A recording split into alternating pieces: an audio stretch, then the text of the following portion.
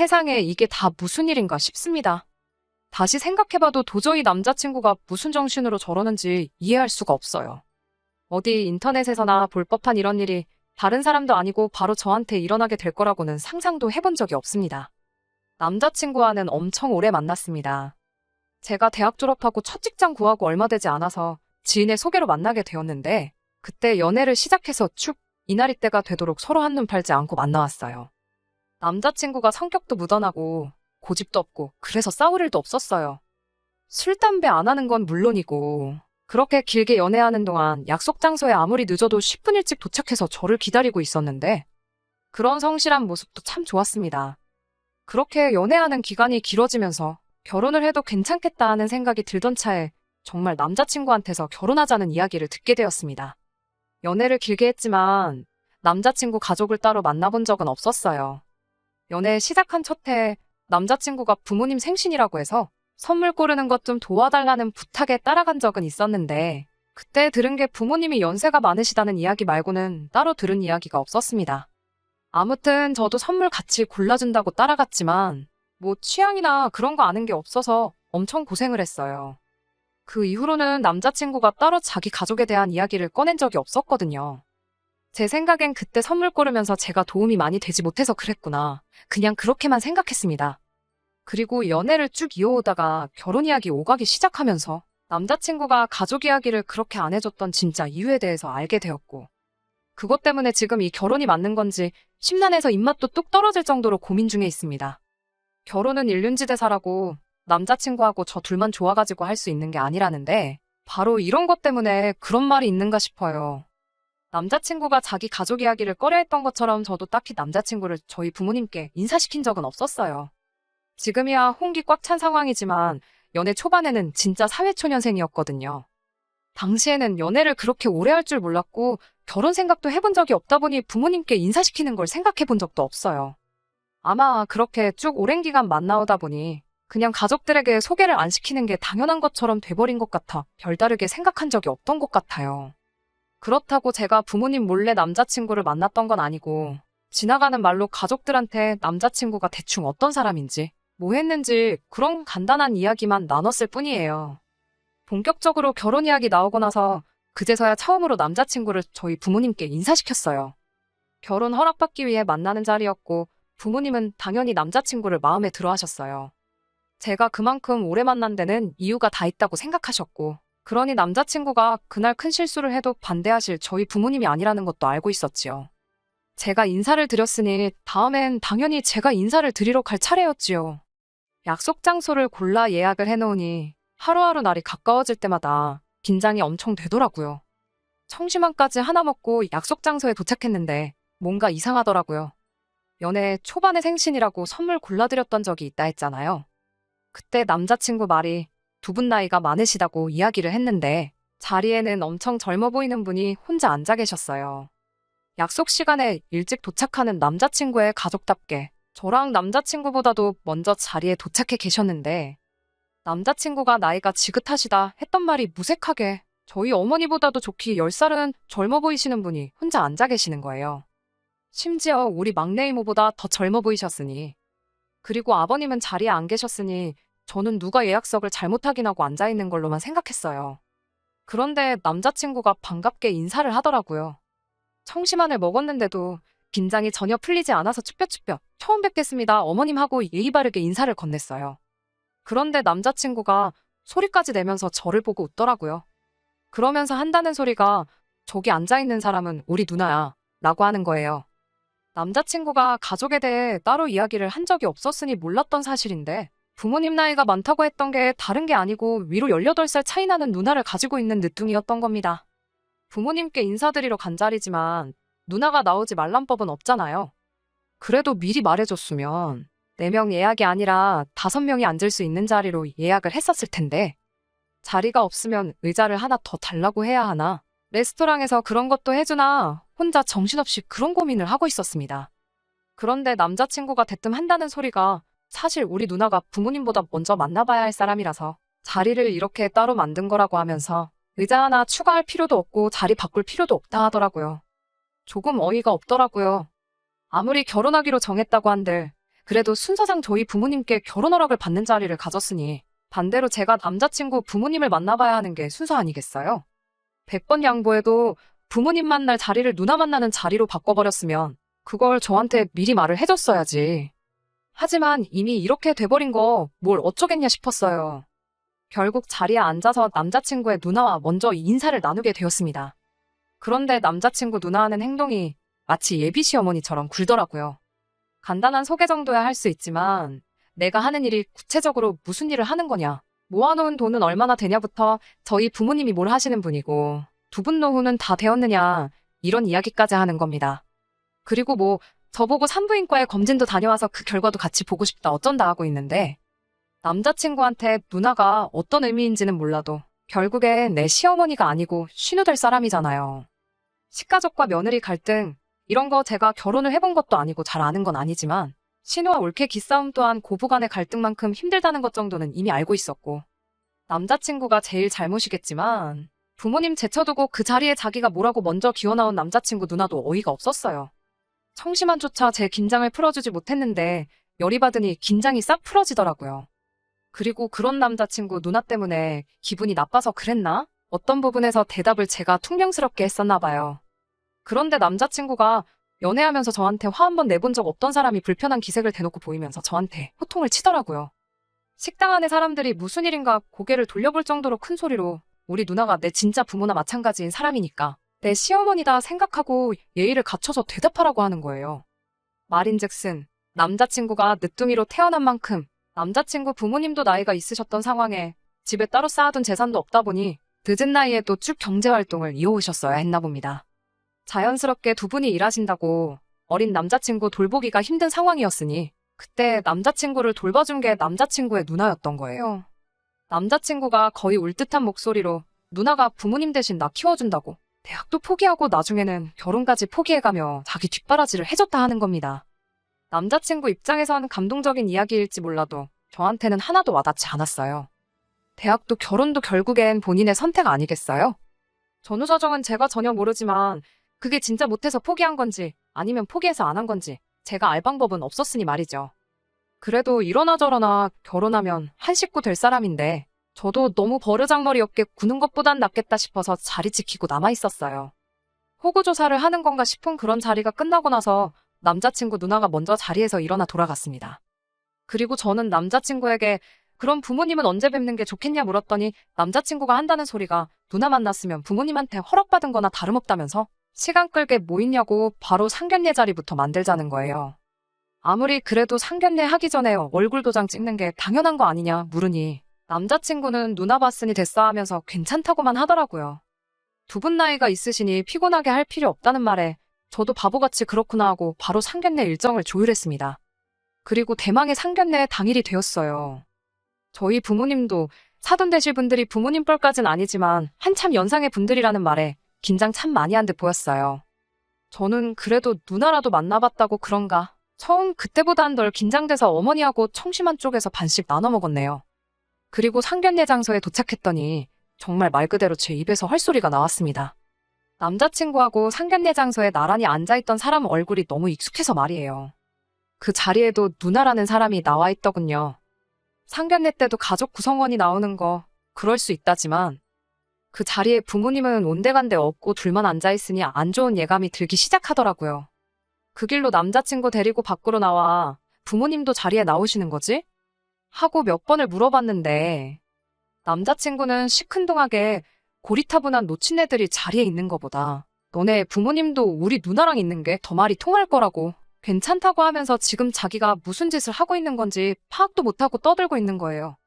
자리 박차고 나올 생각으로 안으로 다시 들어갔는데 저희 부모님도 당황한 기색이 역력해 보였지만 남자친구 누나랑 세 분이서 이런저런 이야기 나누면서 저희 기다리고 있더라고요. 그렇게 양가 부모님이 처음 만나야 하는 자리인 상견례 자리에서 신랑 측 부모님을 빼버린 말도 안 되는 상견례가 시작되었습니다. 어이없는 상황 속에서도 남자친구 누나가 준비를 많이 한 건지 그래도 상견례다운 이야기가 오가고는 있었어요. 그리고 남자친구 누나 입에서 점점 본격적인 이야기들이 나오기 시작했습니다. 예단이며 예물이며 뭐 그런 것들이요. 이불에 한복, 반상기 같은 평범한 것들 리스트를 쭉 읊고 있는데 비싼 거 할 필요 없다 이러는 걸 보니 제가 보기에도 꽤나 간소하게 준비했더라고요. 그렇게 남자친구 누나의 발표가 끝나자마자 부모님 건 이쯤 하면 됐고 라고 하더니 이젠 자기가 받을 거에 대해서 이야기를 하겠다고 하더군요. 큰 거 필요 없고 남자친구가 차고 다닐 명품 시계에 자기가 들고 다닐 명품 가방 하나씩 그리고 현금으로는 1,000만 원 정도만 준비해 주시면 좋겠다고 당당하게 말하더라고요.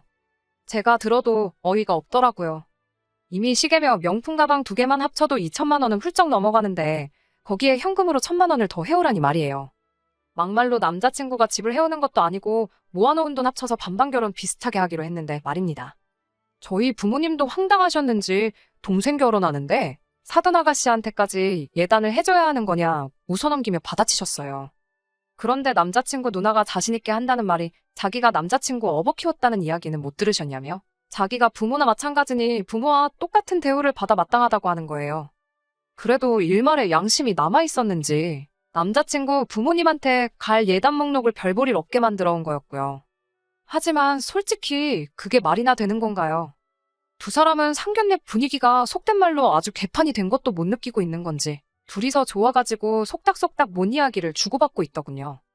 저희 부모님 표정을 살펴보니 이미 표정 관리는 진작부터 못하고 있었고 당장이라도 일어나실 것 같은 분위기에 이미 벌써 이 결혼은 종쳤구나 싶었습니다. 늦둥이 남자친구 돌봐준다고 누나가 고생한 거 인정 못하는 건 아니지만 그게 다 남자친구 말 맞다나 부모님이 남자친구 공부시켜주고 그런다고? 남들 은퇴 준비할 나이에도 계속 경제활동 하시며 돈을 벌어다 준 덕분이잖아요. 대학도 포기하고 결혼도 포기했다지만 그게 100% 남자친구 때문만은 아니었을 거 아니에요. 저희 부모님께서도 듣다 어이가 없었는지 그럼 동생이 자식이나 마찬가지란 소린데 자식 장가 보내는데 우리도 예단하는 만큼 예물을 받아야겠다고 말씀하셨어요. 예비사돈 쪽에서는 금 1냥 정도만 받으면 되겠고 사돈 아가씨는 다이아 1캐럿 정도만 해주시면 되겠다고 하시더라고요. 그 소리 듣고 남자친구며 누나며 둘 다 당황을 하더라고요. 한참 가만히 있다가 계산기를 두들겨 본 건지 그럼 현금 예단하고 남자친구 시계는 안 받을 테니 자기가 들고 다닐 명품 가방 하나만 해오는 걸로 하면 어떻겠냐고 흥정을 하더라고요. 자세한 건 나중에 다시 만나 이야기하자고 대충 자리 수습하고 말도 안 되는 상견례는 그렇게 끝이 나고 말았습니다. 집에 돌아가는 길 내내 저희 부모님 많이 열받으신 건지 말 한마디도 없으시고 이대로 가다간 결혼이고 뭐고 파토날 게 뻔히 보이는 상황이라 남자친구랑 조금 길게 이야기를 해봐야겠다는 생각을 했어요. 이건 아닌 것 같다고 다시 시간 내서 내가 부모님께 먼저 인사드리는 자리부터 만들고 상견례도 안 한 걸로 치고 다시 하자고 안 그러면 결혼은 물 건너간 거나 마찬가지라고 그렇게 이야기를 했는데 그날 저녁에 안 그래도 남자친구한테서 먼저 전화가 왔습니다. 혹시나 부모님이 들을까 몰래 밖으로 나와서 통화를 했는데 남자친구가 한다는 소리가 현금 예단하고 시계고 명품 가방이고 다 안 받는 대신에 누나 이불 한복을 아주 좋은 걸로 하나 해주면 어떻겠냐고 하더라고요. 결혼 안 한 신우가 동생 결혼식에 한복을 입나 싶기도 했지만 뭐 복장이 법으로 정해진 건 아니잖아요. 예단이랍시고 얼토당토않게 돈 뜯어내는 것보다 한복 한 벌 해주면 되겠다 싶었는데 이젠 하다못해 한다는 소리가 멀쩡히 살아계신 부모님 제쳐두고 혼주석에 자기 누나를 앉혀야겠다고 그때 입을 한복이 필요해서 그러는 거라는 세상 상상도 못해본 이야기를 꺼내는 겁니다. 그리고 저도 여기서 그동안 참아왔던 인내심이 뚝 하고 끊겨버렸어요. 그래서 이건 아닌 것 같다고 그냥 결혼 준비고 뭐고 오늘부로 올스탑이고 아예 우리 결혼하는 것부터 처음부터 다시 생각해봐야겠다고 혹시나 생각이 바뀌면 연락해달라 그러고 전화 끊었습니다. 그 뒤로 며칠간 남자친구한테서 진짜로 연락 한 통 없다가 엊그저께 연락이 왔어요. 자기가 좋은 해결책이 생긴 것 같아서 전화를 했다며 부모님을 결혼식에 안 부르겠다는 겁니다. 부모님께 드리려고 했던 예단도 해올 필요 없다고 그냥 우리 누나가 부모님이다 생각하고 한복 한 벌 해주고 결혼식 진행하면 되는 거 아니냐고 하길래 대답도 안 하고 그냥 전화 끊어버렸어요. 입에도 담기 힘든 욕 말고는 다른 대답이 나갈 것 같지도 않았고요. 남자친구가 전한 이야기는 저희 부모님한테 전하지도 않았습니다. 그 말 전해봤자 파혼만 앞당기는 것 같아서요. 하나부터 열까지 다 설명을 해줘도 못 알아먹는 건지 일부러 저러는 건지 끝까지 생각머리 고쳐먹을 것 같은 느낌이 들지 않아요. 연애할 때 고집 한번 안 부리던 사람이 부모님 일도 아니고 누나 때문에 왜 저렇게 고집을 부리는 건지. 이 결혼 파토내는 게 맞는 거겠죠? 안녕하세요. 의외로 후기를 요청하시는 분들이 좀 계셔서 이렇게 후기까지 남기게 되었습니다. 결국엔 파혼을 하게 되었어요. 주변 지인들이나 남자친구랑 저를 동시에 아는 사람들한테도, 심지어 저희 부모님한테도 어디에도 한 적 없는 이야기입니다. 남자친구의 이렇다 할 연락 한 통 없던 상황에 저에게 모르는 번호로 전화가 한 통 걸려왔어요. 전화 받아보니 남자친구 부모님이셨어요. 부모나 마찬가지라는 누나 말고 진짜 부모님이요. 두 분은 애초에 당신들을 제외하고 상견례까지 한 상황이란 것도 모르고 계셨더군요. 그리고 정말 어렵게 꺼낸 말 한마디에 적지 않은 충격을 받게 되었습니다. 부모나 마찬가지라고 했던 남자친구의 누나가 진짜 남자친구의 어머니라는 사실을 저에게 털어놓으시더군요. 남자친구 누나가 반항한답시고 집을 나갔다가 몇 달 뒤에 돌아왔는데 혼자 돌아온 게 아니고 둘이 돼서 돌아왔다고 합니다. 이미 늦을 대로 늦어버린 상황에 손도 쓰지 못한 채 결국 남자친구가 태어나게 되었고, 남자친구 부모님은 자기 딸의 앞길을 위해 손자를 남매로 키울 결심을 하셨다고 하더군요. 처음에는 지 자식이라고 나몰라라 하던 신우도 상황이 상황이다 보니 자기 자식 돌보면서 모성애를 느끼게 된 것이고, 그건 곧 동생에 대한 집착으로 바뀌어버린 것 같다는 겁니다. 그래도 어미와 자식이라고 말해주지 않아도 자기 핏줄 알아보는 남자친구를 보니 가슴이 미어진다며 이제 남자친구한테 모든 진실을 전할 계획이라고, 그러니 저보고도 결혼에 대해서 다시 한번 생각해 줄 수 있냐며 부탁을 해왔습니다. 저도 엄청 충격적이었어요. 부모님이 멀쩡히 살아계신데 누나를 혼주석에 앉히겠다고 드는 남자친구 이야기만 해도 믿어줄 사람 하나 없을 만한 이야기라 생각했는데, 제 자신도 믿기 힘든 이야기를 들으니 순간 정말로 아무런 생각도 들지 않더군요. 얼떨결에 저도 모르게 다시 생각해보겠다 대답했어요. 전화 끊고 나서 대번에 후회하긴 했지만 말이에요. 그냥 다시 전화해서 결혼은 없던 일로 하자고 말하는 방법도 있었겠지만, 자기 출생의 비밀을 따지고 보면 저 때문에 알게 되었는데, 그걸 그냥 파혼하자고 전화로 통보하는 것도 예의가 아니라 생각해서 결국 남자친구와 남자친구 누나, 아니 진짜 어머니랑 해서 자리를 만들게 되었습니다. 제가 예상한 것과 다르게 남자친구는 무덤덤해 보였어요. 저는 이제 진짜로 얽히지 말자고 파혼과 이별을 전하러 간 자리였는데, 남자친구는 그 자리에 나온 제가 어떻게든 결혼을 진행하러 나온 거라 생각했나 봐요. 남자친구도 제가 이 모든 사실을 알고 있다는 걸 알았으니 대놓고 본론부터 말하더군요. 제 덕분에 어머니나 마찬가지라 생각했던 누나가 진짜 어머니라는 사실을 알게 되었다고 하면서 이젠 여태껏 자기 누나가 자기를 위해 포기하고 희생했던 것에 대해 은혜를 갚을 때가 된 것 같다면서 혼주석에 앉는 건 물론이고 신혼집도 좀 더 넓은 곳으로 구해서 누나를 모시고 살겠다는 겁니다. 물론 이젠 누나가 아니라 어머니로서 말이지요. 참 뭐라고 해야 할지 답도 안 나온다는 생각밖에 안 들었어요. 어차피 파혼을 말하러 나간 자리였다 보니 준비한 말을 꺼내는 게 그렇게 어렵지도 않았습니다. 당신 생각 잘 들었고 은혜 갚고 싶은 마음 충분히 이해한다고. 그러니까 이제 모시고 살면서 못했던 효도도 하고 둘이서 알콩달콩 잘 살라고 했어요. 나는 애초에 더 이상 얽히지 말고 모르는 사람으로 살자고 전하려 나온 자리였다고. 그동안 만나온 정 때문에 흔들릴까봐 걱정했는데 아주 세기를 박아줘서 고맙다고 말하고 더 이야기할 것도 없는 것 같으니 이만 가보겠다 말하고 자리에서 일어났습니다. 두 사람은 상황 파악이 안 되는 건지 자리에 앉은 채로 일어서지도 못하고 멀어지는 저를 지켜만 보고 있는데 다행히 쫓아오지도 않고 붙잡지도 않더군요. 정말 저한테 이런 막장 드라마에도 나오지도 않을 법한 말도 안 되는 일이 일어난 게 아직도 믿기지가 않네요. 남자친구 소식이 궁금하지도 않고 연락도 안 오는 지금 이 상황이 오히려 마음이 편합니다. 그간 못다한 효도도 하고 행복하게 알아서 잘 살았으면 좋겠어요. 보아하니 그렇게 평생을 사는 게 소원인 것 같은데 괜히 자기 못다한 효도에 다른 사람 끌어들이지 말고 자기가 알아서 잘했으면 좋겠다는 마음뿐입니다. 끝까지 들어주셔서 감사합니다. 오늘의 사연은 여기까지입니다. 구독과 좋아요, 알람 설정 부탁드리고 더 좋은 사연으로 다시 찾아뵙겠습니다. 감사합니다.